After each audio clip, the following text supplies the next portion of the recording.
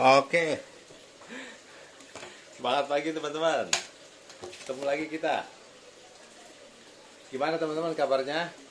Sehat-sehat semua ya, semoga ya. Insya Allah sudah mulai termotivasi untuk berpola hidup sehat dan berolahraga. Saya memang sengaja membuat video-video ini untuk memotivasi teman-teman, tujuannya untuk sama-sama kita mengajak juga yang lain, karena cara mengajak yang lain itu membuat kita lebih kuat melakukannya. Jadi coba ajak teman-teman yang lain untuk ikutan pola hidup sehat, untuk ikutan berolahraga, keluarga kita, anak kita, kakak kita, adik kita, teman kita, ajak teman-teman. Karena dengan cara itu kita akan lebih kuat melakukan perubahan pola hidup atau lifestyle yang lebih sehat teman-teman. Jadi saya dulu penyakitan. Jadi alhamdulillah harapan tadinya sudah putus. Saya sudah melakukan berbagai cara, diet segala macam, tidak berhasil signifikan. Tapi alhamdulillah setelah melakukan pola hidup seperti ini, alhamdulillah ada perubahan banyak sekali teman-teman ya. Nah teman-teman, kita punya kelas diet bareng-bareng teman-teman tiap bulan. Jadi tiap bulan itu kita akan mengajak orang untuk yuk bareng-bareng diet yuk gitu, karena kita tahu bahwa melakukan pola hidup, karena diet ini kan bukan hanya menurunkan berat badan ya, tapi merubah pola hidup teman-teman tahu ya. Karena kalau cuma turun berat badan naik lagi buat apa? Betul kan teman-teman? Tapi kalau kita berhasil merubah menjadi kebiasaan, pola hidup kita lebih baik, makanan kita lebih sehat, udah idealnya dapat, nggak usah dicari-cari turun berat badan teman-teman.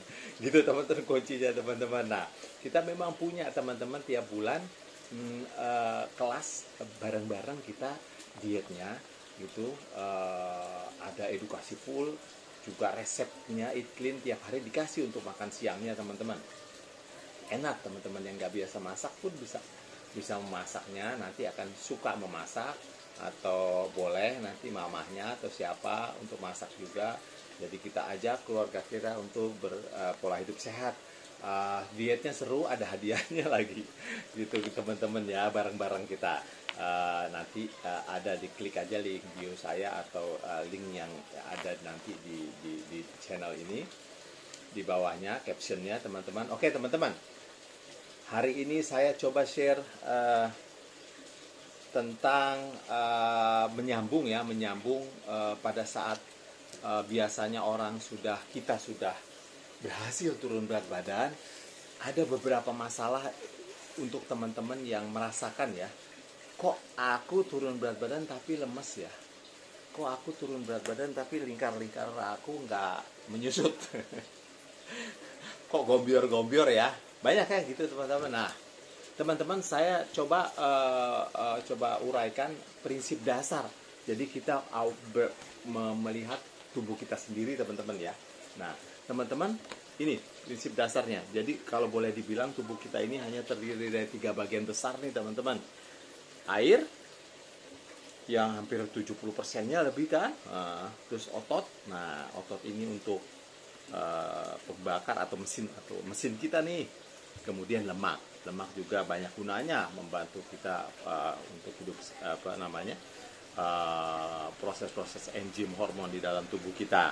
Nah teman-teman, tetapi akibat kita kebanyakan kalori, tentunya inilah yang berakibat membengkaknya badan kita, penumpukan lemak, betul ya teman-teman.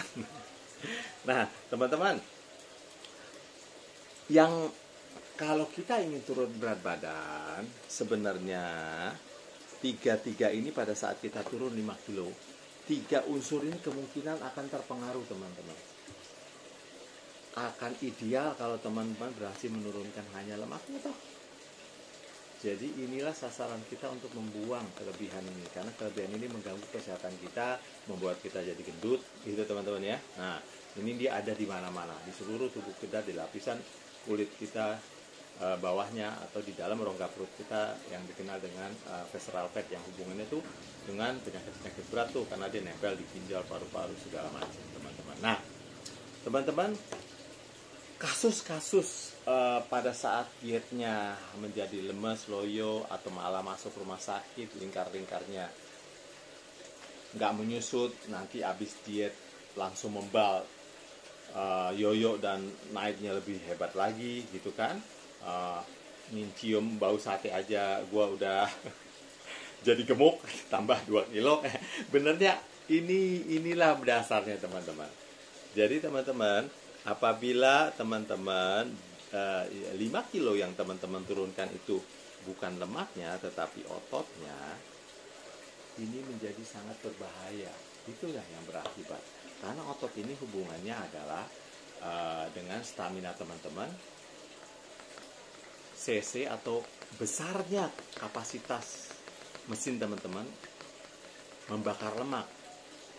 Sedangkan air ini diperlukan untuk prosesnya di dalam tubuh kita. Ya teman-teman ya. Jadi salah satu diet yang gak usah saya sebutkan, namanya dia menahan karbonya untuk masuk ke dalam badan, akan berakibat air. Jadi resisten tubuhnya terhadap air karena nggak bisa simpen, air akan terbuang. Nah biasanya ini akan merosot, berat badannya turun. Enak, senang, tapi kalau memang air yang turun berbahaya toh gitu ya. Nah teman-teman, gimana caranya teman-teman supaya diet kita benar-benar yakin lemaknya yang turun? Kalau dengan alat, sebenarnya ada alat inner body scanner seperti Tanita atau apa, kita bisa ukur sebenarnya mulai dari kita diet. Nah, nanti di video selanjutnya saya coba upload alat tersebut teman-teman ya.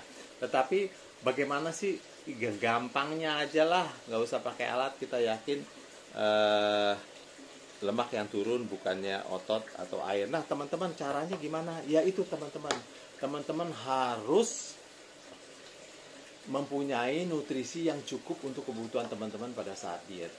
Salah satunya adalah protein. Ini yang gampangnya aja. Kalau teman-teman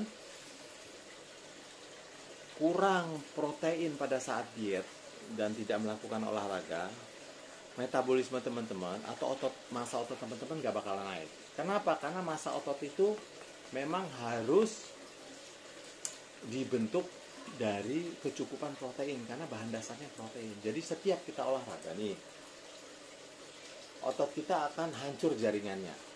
Begitu hancur, dalam tempo singkat, kalau di tubuh akan ada protein yang diasupkan dari makanan, dia akan dibentuk lagi. Makanya binaragawan kan kalau habis latihan berat, minum susunya ya kan, telur. Ini maksudnya teman-teman. Jadi menaikkan kapasitas mesin kita, otot kita. Nah teman-teman, jadi penting banget. Yang pertama adalah pada saat kita diet, perhatikan kecukupan protein. Berapa kecukupan proteinnya? Gampang teman-teman bisa cari sendiri kok di Google ya kan. Jadi rata-rata orang itu kecukupan proteinnya tuh orang Indonesia sekitar, yang perempuan ya sekitar 1,2 sampai 1,3 gram per kilogram berat badan yang harus dikomposit itu pada saat makan sarapan, makan siang, makan malam. Jadi turun berat badan bukan hanya sekedar turun angka timbangan teman-teman. Teman-teman harus yakin bahwa yang kebakar adalah lemak teman-teman. Nah, kalau teman-teman perhatikan komposisi asupan protein pada diet teman-teman dan dilakukan juga dengan olahraga, otomatis teman-teman mereka akan membakar lemak yang menumpuk di dalam tubuh teman-teman. Tapi kalau misalkan teman-teman nggak melakukan asupan protein yang cukup, tubuh teman-teman tuh perlu sekali protein. Pada saat setelah teman-teman melakukan diet kan dikurangin tuh teman-teman makannya tuh. Ya kalau di kita sebenarnya dietnya bukan kurang makan, kalorinya yang dikurangin. Sehingga pada saat tubuh kekurangan nutrisi, nggak punya asupan protein atau asam amino yang standby itu ada di otot. Sehingga teman-teman, tubuh teman-teman akan menyedot, istilahnya kanibal, memakan atau mengambil otot teman-teman untuk supaya tubuhnya tetap bisa bekerja teman-teman. Itu bahaya kan teman-teman ya. Jadi penting banget teman-teman asupan protein pada saat asupan protein dan olahraga pada saat tubuh teman-teman melakukan diet. Jadi saya sarankan teman-teman jangan hanya berpatokan pada angka timbangan. Jangan hanya senang angka timbangannya turun, kalau akan berakibat nanti buruk. Yakin bahwa yang akan turun, yang akan kebuang adalah lemaknya. Cara yang jelas adalah kita melakukan defisit kalori. Tapi kalau asupan nutrisinya tidak cukup, akhirnya akan menyedot atau kanibal, memakan tubuh kita sendiri. Berhasil turun? Iya. Tetapi setelah itu mesinnya menjadi lebih kecil karena kesedot. Begitu berhenti teman-teman akan yoyo, blung, naik lagi menjadi lebih besar. Mungkin itu dulu teman-teman ya. Bagaimana soal air? Ya, karena air ini penting banget. Kalau air ini adalah bahan, boleh dibilang ya, kalau saya upamakan bahan bakar untuk proses pembakaran lemaknya teman-teman. Jadi kalau teman-teman kurang air, itu akan mengganggu proses diet teman-teman. Teman-teman akan lebih cepat menjadi gemuk karena tubuh teman-teman pada saat kekurangan air, sel-sel tubuh ini dia itu akan memberi isyarat ke otak. Tetapi seringkali kita menangkapnya sebagai lapar. Jadi teman-teman malah makan bukannya lapar semua istilahnya kalau di diet. Nah, teman-teman, terus satu lagi teman-teman, kalau teman-teman melakukan defisit atau karbo yang terlalu rendah sekali dalam diet teman-teman akan tubuh teman-teman nggak bisa menampung air terlalu banyak sehingga kekurangan kita air karena karbohidrat diperlukan untuk menangkap air, ini menyimpan. Jadi karbohidrat itu memang setelah diproses oleh tubuh untuk standby menjadi tenaga di dalam otot itu dibutuhkan, air pun diikut sertakan. Jadi setiap 4 gram karbohidrat, air butuh 2-3 gram di dalam otot teman-teman. Sehingga kalau teman-teman kurang karbohidrat, airnya kan nggak bisa dipegang. Akhirnya teman-teman akan dehidrasi. Itu yang bikin teman-teman akan menjadi peot, tensi teman-teman akan tinggi, nanti darah teman-teman akan kental, tubuh teman-teman akan terganggu. Nggak boleh ya teman-teman, kecukupan air harus dipenuhi. Jadi bukan hanya banyaknya minum, tetapi kalau karbo kita kurang, air kita di dalam tubuh juga kurang. Oke teman-teman, sampai situ dulu. Ingat ya, air, otot, lemak yang harus dibuang lemak. Caranya tadi gimana teman-teman? Pastikan asupan nutrisi teman-teman, terutama protein, cukup. Jangan kurang. Dan ingat, jangan melakukan karbo yang terlalu rendah. Dan minum yang cukup. Jadi gitu aja teman-teman, semoga bermanfaat. Tolong share kalau bermanfaat dan subscribe ya. Salam sehat.